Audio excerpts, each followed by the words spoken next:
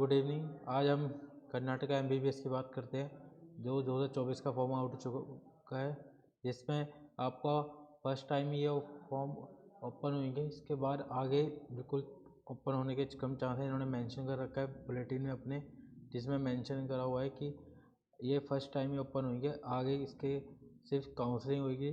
तो इसलिए आप अपना फॉर्म पहले से कंप्लीट करें, क्योंकि सर्वर इसका हमेशा डाउन रहता है।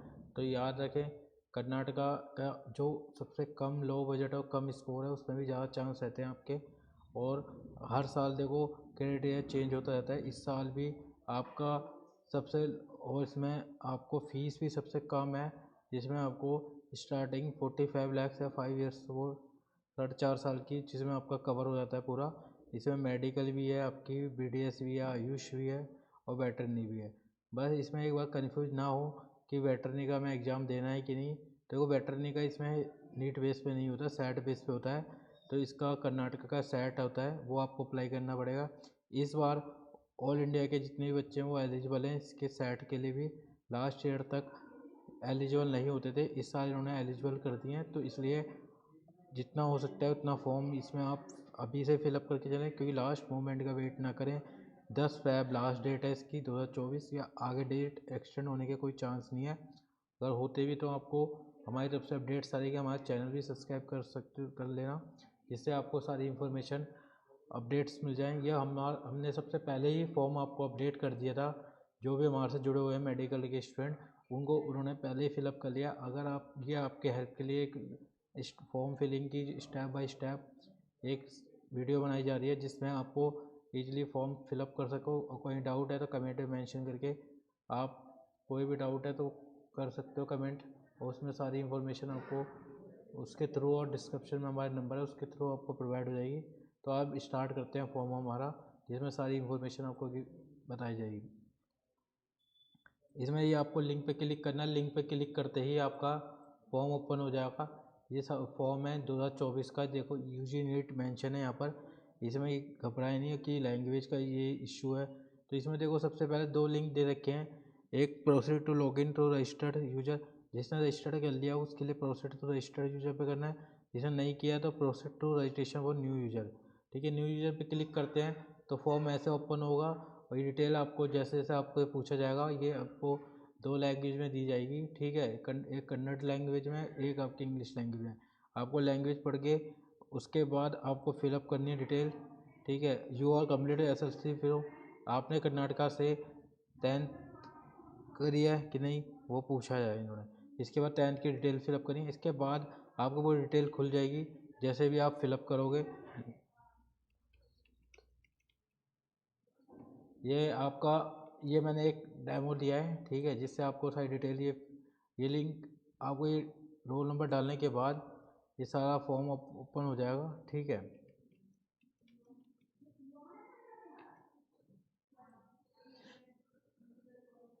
अब फॉर्म ओपन होने के बाद सीधा आपको कुछ नहीं करना, पीछे आपको हमने ये पहले फिलअप कर लिया था। इससे आपको रजिस्ट्रेशन करोगे तो इसमें डिटेल फिलअप करने के बाद फॉर्म ओपन हो जाएगा। फॉर्म ओपन होने के बाद सीधा आपको वेबसाइट पे, हमने पहले रजिस्टर्ड कर दिया, जिससे आपको एक आईडी पासवर्ड जनरेट हो जाता है, जिससे आप लॉगिन कर सकते हो। तो ये आपका, हमने एक लॉगिन कर लेते हैं, आईडी पहले से जनरेट है, जिसे मैं आपको आईडी पासवर्ड में बताया, जिसमें आपको शो हो जाएगा। ठीक है, ये डिजिट है, ये आपका रोल नंबर के अकॉर्डिंग ही मेंशन है। जो 10th का जो रोल नंबर है उसके अकॉर्डिंग ये 17 आगे रहेगा। ये इनका एक कोड है, और इसके पीछे जो जितनी भी डिजिट है वो 10th के रोल नंबर की मेंशन है आपकी। ठीक है, तो इसलिए कन्फ्यूज ना हो और घबराएं नहीं, और जो भी है प्रॉपर फिलअप करें। और डिटेल्स इसमें कोई, जो सीनियर, जो टॉप के काउंसलर हैं, और जो, क्योंकि देखो ये अपना आप फिलअप करते हैं तो बहुत बच्चे गलती कर देते हैं,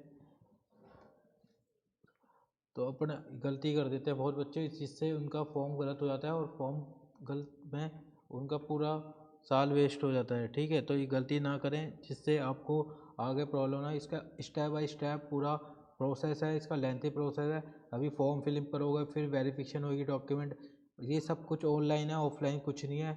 और कैसे होगा, कब होगा, कौन सा डॉक्यूमेंट एलिजिबिलिटी सर्टिफिकेट चाहिए होता है, वो हम आपको अच्छे से डीपली बताएंगे।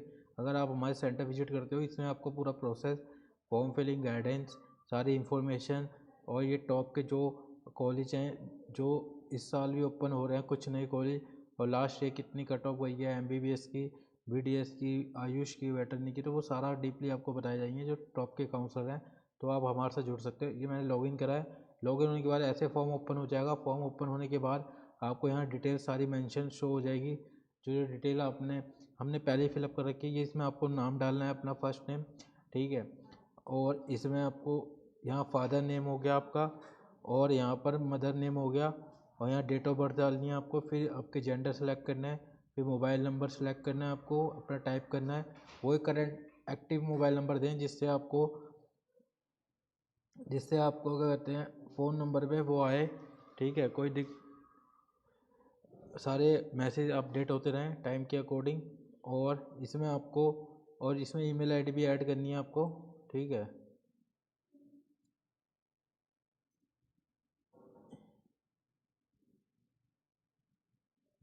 ईमेल आईडी भी आपको ऐड करनी है। ईमेल आईडी ऐड करने के बाद आपको प्रॉपर इसमें आपको ईमेल आईडी पे जो अपनी एक्टिव मेल दें जिससे आपको सारी अपडेट्स टाइम के अकॉर्डिंग आए और जिससे आपको घबराए नहीं।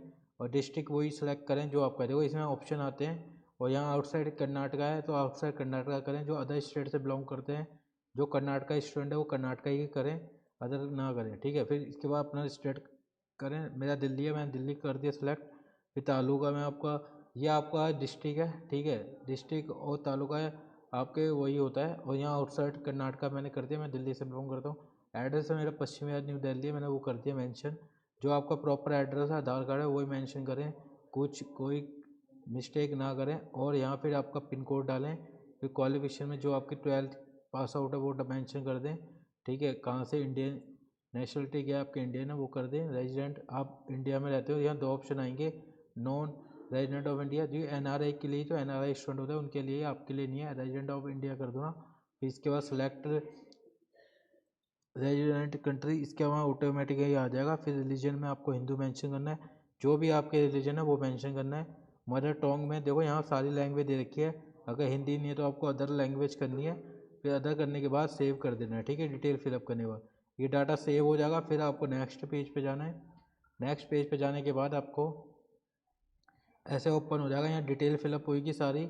डिटेल फिलअप होना है, do you claim seat under NRI board, तो आपको सीधा यहाँ पर आकर इसमें ये पूछा गया है आप NRI बोर्ड के लिए आप एलिजिबिलिटी के लिए आप पार्टिसिपेट करना चाहते हो। क्योंकि देखो NRI के लिए आप अभी से अप्लाई करोगे, इसमें आपका इसमें एक ये रहेगा कि ऑप्शन आपको NRI सीट वो होती है जो NRI के बेस पे आप जाना चाहते हो, ठीक है। उसमें आपकी फीस डबल हो जाती है, फिर आपको 5 साल तक फीस उसी के अकॉर्डिंग देनी पड़ती है, कोई इसमें कैंसिलेशन नहीं होती है।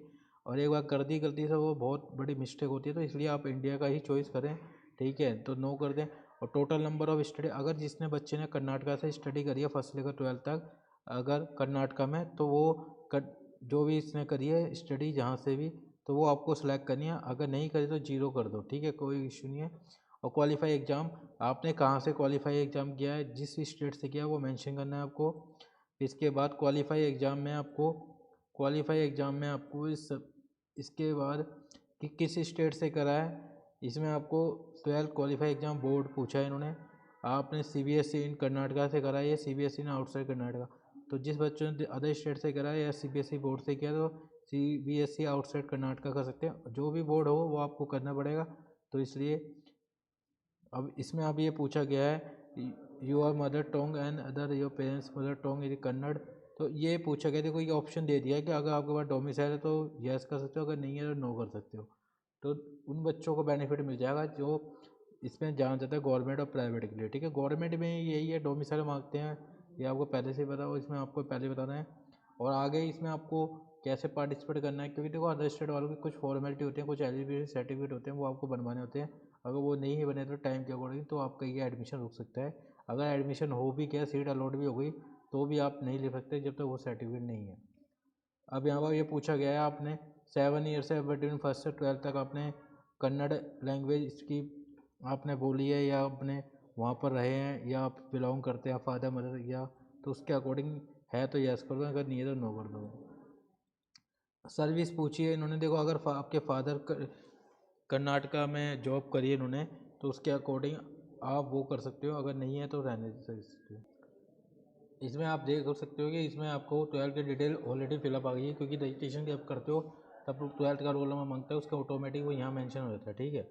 और इसके बाद ये इन्होंने पूछा गया है कि आपके फादर एक्स सर्विसमैन तो नहीं है, वहाँ पर आपने या डिफेंस में जॉब करी, तो उनको बेनिफिट दे दिए कर्नाटका स्टेट की गवर्नमेंट। तो इसके लिए उन बच्चों को बेनिफिट मिल सकता है जिसने कर्नाटका स्टेट में अपनी टाइम स्पेंड किया, स्टडी करी है उसके अकॉर्डिंग।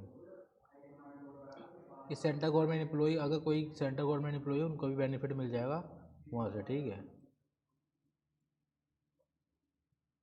तो इसके बाद आपने 12th कब पास आउट की थी वो उन्होंने पूछा गया, ठीक है। तो 2023 में पास आउट की है, उसके अकॉर्डिंग आपको मेंशन कर देना है। डिस्ट्रिक्ट है complete 12th standard outside Karnataka, ठीक है। 12th अब मैंने आउटसाइड कर्नाटका से करी है, इसलिए मैंने मेंशन कर दी।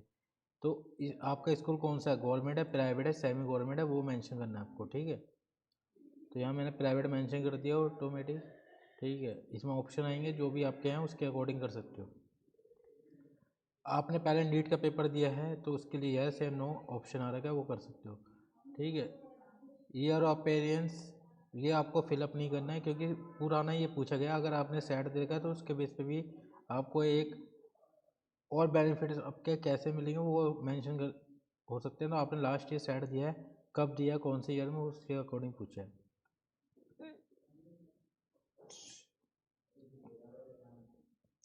क्या आपने पहले भी कोई सीट ली है, सीट या नेट या नाटा बेस पे, तो यस या नो ऑप्शन कर सकते हो। ये उनके लिए जो बच्चे ड्रॉपर हैं उनके लिए, ठीक है। अगर जो बच्चे 12th में अपेयरिंग है उनके लिए नहीं है, तो कंफ्यूज ना हो, और कोई डाउट है तो आप कमेंट में मेंशन कर सकते हैं। नेक्स्ट करके सेव कर दोगे आप।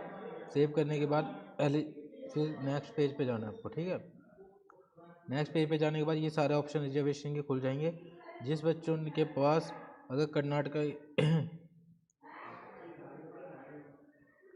अगर आपके पास अदर देन किले में कैटेगरी है जनरल से, तो वो आप मेंशन कर सकते हो, ठीक है। अगर नहीं है तो नहीं कर सकते, ठीक है।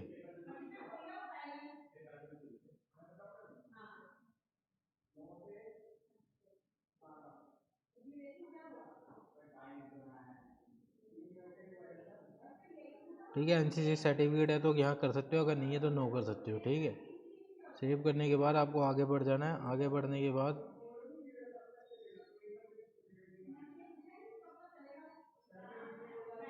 नेक्स्ट करने के बाद आपको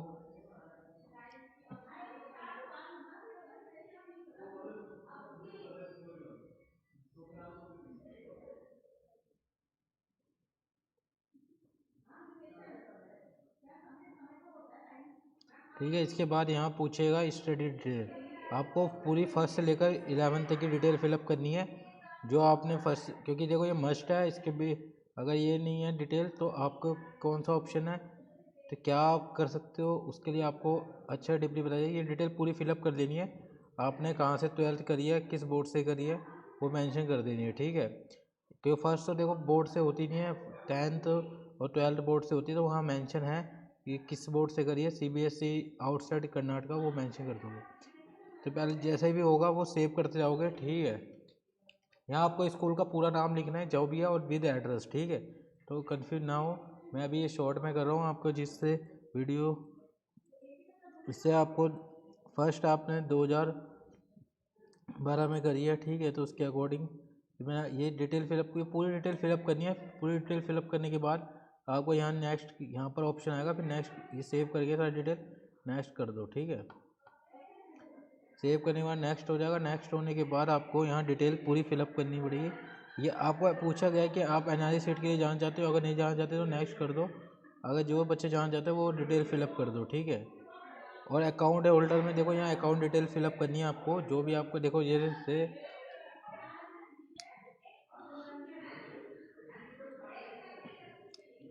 यहाँ अकाउंट नंबर डालनी है आपको।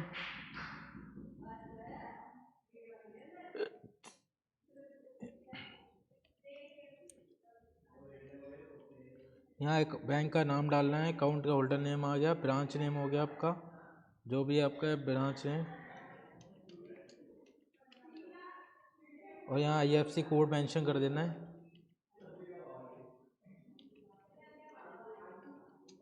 ठीक है। और यहाँ पर आपको अकाउंट नंबर मेंशन कर देना है, जो आपका अकाउंट नंबर है।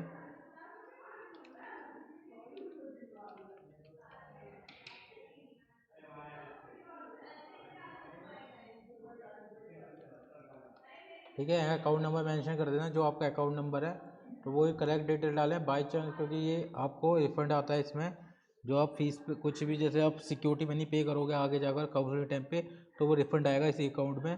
तो इसलिए आप पूरी डिटेल फिलअप करेक्ट करेंगे तो इसमें आपको, ठीक है, आगे भी ये आपको हेल्पफुल रहेगा। ठीक है, ये फिलअप करने के बाद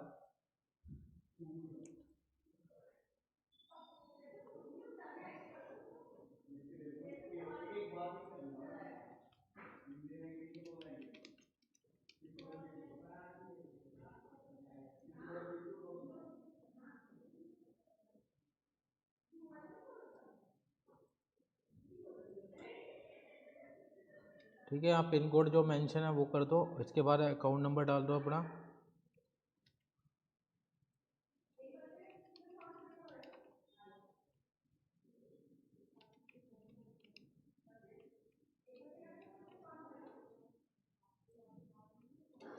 ठीक है, अपना अकाउंट नंबर डालो।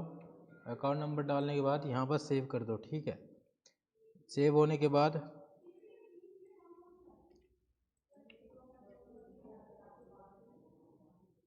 ठीक है, ये सेव होने के बाद आपको यहाँ सक्सेसफुल दिखा रहा है, उसके बाद नेक्स्ट कर दो। नेक्स्ट करने के बाद आपको ये डॉक्यूमेंट पूछेगा, ये सारे आपको डॉक्यूमेंट करने हैं। ठीक है, 10th की मार्कशीट करनी है आपको। 10th की मार्कशीट, जो आपकी 10th की मार्कशीट है वो आपको अपलोड कर देनी है इसमें। अपलोड करने के बाद आपको जो भी आपकी, ठीक है, मार्कशीट अपलोड करने के बाद यहाँ अपलोड कर दोगे। ऐसे ही सारे आपको डॉक्यूमेंट अपलोड करने हैं। ठीक है, यहाँ सक्सेसफुल दिखा देगा, कोई भी आपको डॉक्यूमेंट नहीं छोड़ना। ठीक है, जो डॉक्यूमेंट आपने छोड़ दिए तो ये सबमिट नहीं होगा। ठीक है, पासपोर्ट साइज फ़ोटो है आपकी, वो अपलोड कर दो।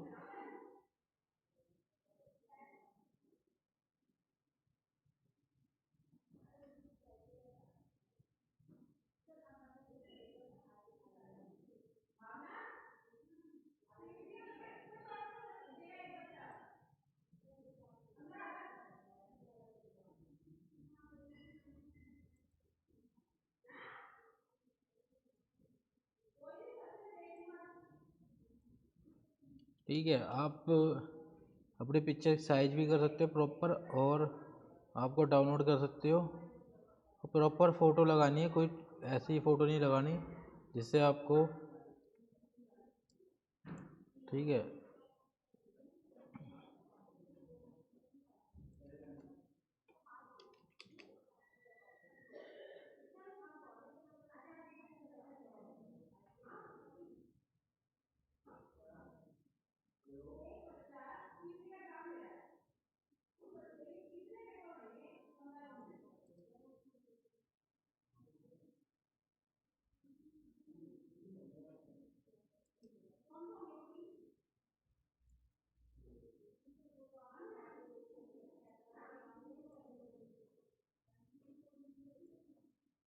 ठीक है, आपको फ़ोटो अपलोड करनी है। फ़ोटो अपलोड करने के बाद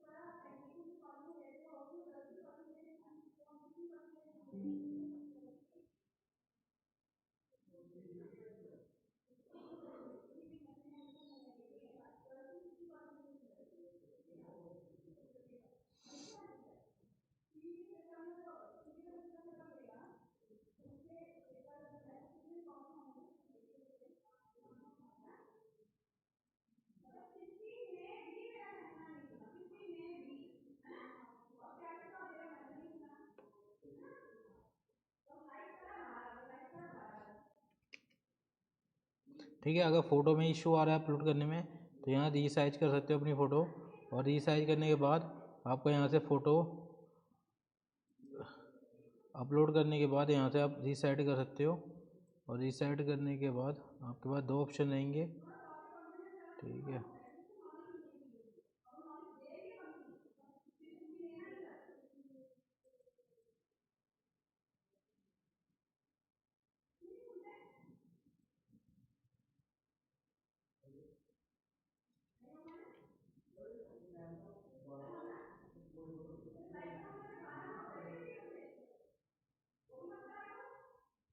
ठीक है। आपको वो प्रॉपर साइज करना है, जो आपकी फ़ोटो अपलोड करनी है उसके अकॉर्डिंग ही करना है, तो जो आपके मेंशन है उसके साइज। ठीक है। यहाँ पर आपको जैसे जो जो अपलोड करेंगे वो उसके हटते जाएंगे। साइन करना है आपको, ये आपको साइन करने हैं अपने। ठीक है। जो आपके साइन है वो आपको कर देने हैं।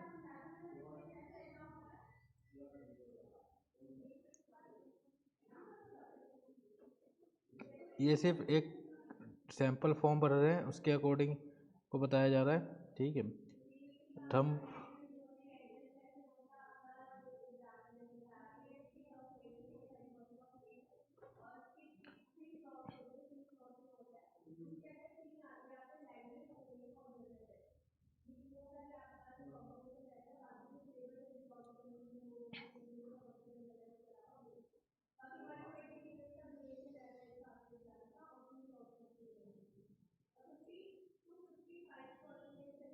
ठीक है। तो आपके सारे डॉक्यूमेंट अपलोड करने हैं जो आपके इसके अकॉर्डिंग मेंशन है, तो इसलिए ये साइट मैं बताया था आपको सर्वर डाउन चल रहा है वेबसाइट का, तो इसलिए आपको कंफ्यूज ना हो। दोबारा लॉगिन करके दोबारा लॉगिन कर सकते हो। लॉगिन करने के बाद सीधा आपको फिर से फिलअप करने की ज़रूरत नहीं है, अगर आपने सेव कर रखी है डिटेल पहले से ही। ठीक है। तो कंफ्यूज ना हो, और जितना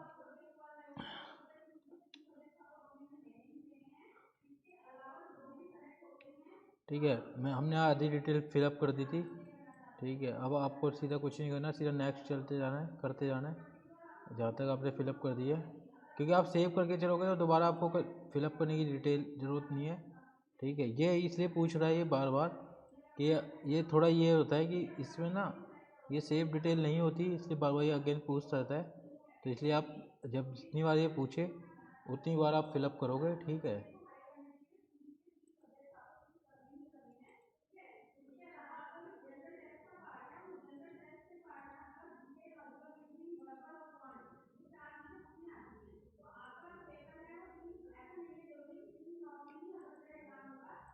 मैंने आपको पहले बता रहा हूँ सर्वर डाउन रहेगा, इसलिए आप जितना जल्दी हो सकता है उतना जल्दी भरें।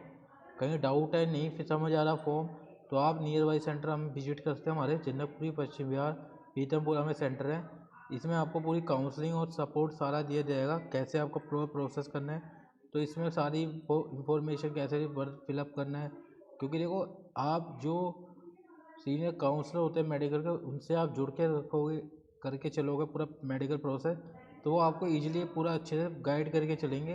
अगर उनसे नहीं जुड़ के चलोगे और नहीं करा आपने, तो इससे आप कहीं नुकसान है, क्योंकि इससे बहुत बच्चे क्या होता है सीट मिलने के बाद भी उनको वहाँ रिजेक्ट कर देते हैं, क्योंकि उनके पास डॉक्यूमेंट पूरे नहीं होते, और जो डॉक्यूमेंट चाहिए होते हैं वो उनके पास अवेलेबल नहीं होते। इससे सबसे बड़ी दिक्कत यही है हर बच्चों की, क्योंकि उससे क्या है उनका सीट मिलते मिलते भी वो बहाल हो जाते हैं। क्योंकि देखो इतनी हार्डवर्क करने के बाद 1 साल, और जितनी हार्डवर्क करने के बाद भी उन बच्चों का करियर ख़राब हो जाता है।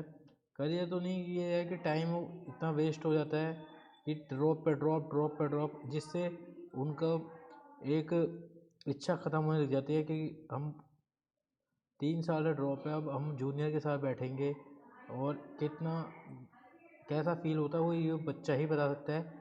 क्योंकि देखो वही पढ़ता है उनके साथ, उन्हीं के साथ ये फील, उन्हीं के साथ लाइफ में आगे बढ़ रहे हैं, तो ये जूनियर सीनियर में बहुत डिफरेंट हो जाता है। ठीक है। तो इसलिए आप कंफ्यूज ना हो, और जो भी है देखो हर सर्टिफिकेट उसके अकॉर्डिंग मांगा गया है, आप ये कंफ्यूज ना हो, और जो आपका डॉक्यूमेंट मांगा है वही आप लगाना है। ठीक है। हर बच्चे का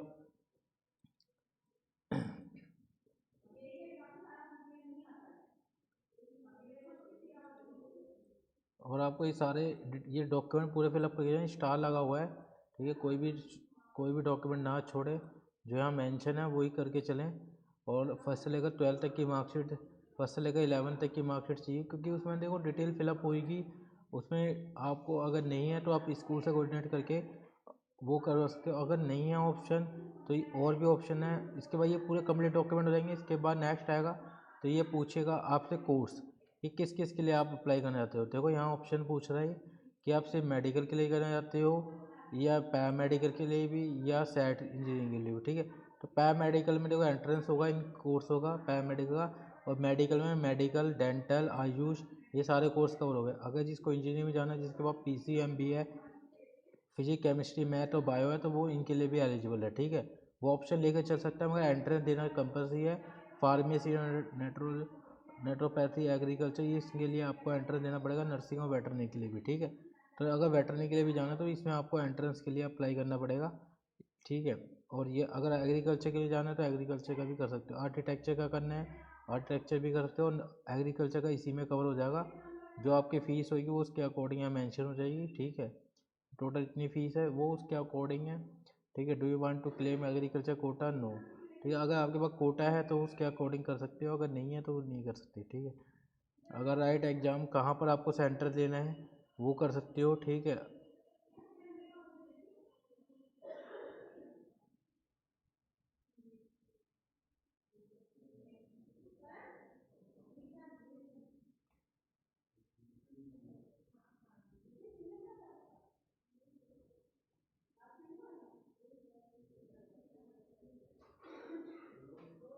उसके बाद आपको यहाँ पर ये सारे सेंटर चॉइस ऑप्शन मिल जाएंगे।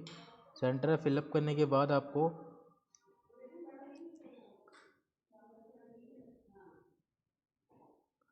ठीक है, जो आपको नियर पड़ता है कर्नाटका में वो आप कर सकते हो उसके अकॉर्डिंग। मसूरी हो गया, वो मैसूर जो आपका वहाँ पर ही है, ठीक है। अगर जो आपको नियर बाई कर्नाटका में पड़ता है वो आप कर सकते हो। बेंगलोर सिटी कर सकते हो। बेंगलोर में और भी आपकी अच्छी चॉइस मिल जाएगी, जो आपको चॉइस नियर है वो कर सकते हो, ठीक है। सेकेंड प्रायोरिटी आप दे सकते हो, ठीक है।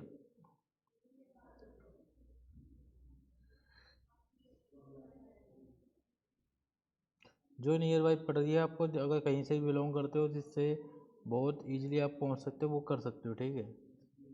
और कंफर्म करने के बाद यहाँ पर आपको कंफर्म करने के बाद सबमिट कर दोगे, सबमिट हो जाएगा, सक्सेसफुल हो जाएगा। कंटिन्यू पेज के बाद अपना फॉर्म डाउनलोड कर सकते हो। अगर फॉर्म नहीं भी डाउनलोड हो रहा, वैसे डाउनलोड हो जाएगा फॉर्म, ठीक है, पूरा प्रॉपर।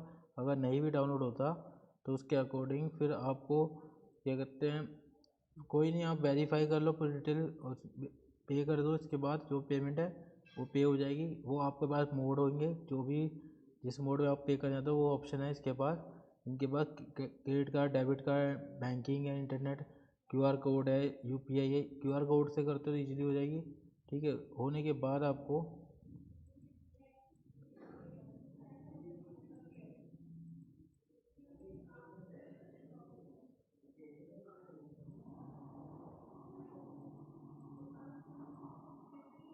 ठीक है, अगर पेमेंट का भी नहीं करे जाते तो इसे लॉग आउट करके कर सकते हो, ठीक है। ये फॉर्म फिलअप हो गया। अगर इससे रिलेटेड आपके कोई डाउट है, कुछ समझ नहीं आ रहा, ठीक है, तो उसके लिए आप सेंटर विजिट कर सकते हो हमारे। और आगे की इंफॉर्मेशन के लिए पूरी आपको डिटेल, कैसे आपको मेडिकल में प्रोसेस करना है, कैसे आपको ऑल ओवर इंडिया की काउंसलिंग में पार्टिसिपेट करना है, तो उसके लिए हमारे सेंटर जुड़ सकते हो। और इसके लिए आपको टॉप के काउंसलर हैं जो मेडिकल के, वो आपको टॉप की काउंसलिंग के लिए आपको टॉप के कॉलेज हैं जो, देखो ये है कि कॉलेज तो ऑल ओवर इंडिया में बहुत है, मगर कंपटीशन बहुत है, सीट मिलना मुश्किल होता है, स्कोर भी लो होता है, और टॉप कॉलेज मिलना भी।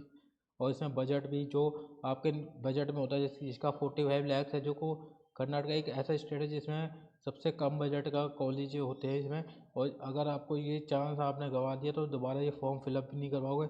इन्होंने बुलेटिन में अपने इंफॉर्मेशन में मेंशन करा हुआ है कि ये फॉर्म रीओपन नहीं होंगे अगेन। ये 10 फ़रवरी लास्ट डेट है, इससे पहले आप काउंसलिंग का पूरा प्रोसेस करके चलें। और कोई भी डाउट है तो कमेंट में मेंशन करें, और डिस्क्रिप्शन में हमारे नंबर देके उनको गिवन कोऑर्डिनेट कर सकते हैं आप। कोई भी डाउट्स है उससे रिलेटेड, कोई भी कन्फ्यूजन है तो मेडिकल के जो सीनियर काउंसलर उससे मिल के आप सेंटर विजिट कर सकते हो। और हमारे दिल्ली में 3 सेंटर है, पश्चिम में पीतमपुर और जैनपुरी। कोई भी डाउट है तो आप पूछ सकते हो। Thank you very much.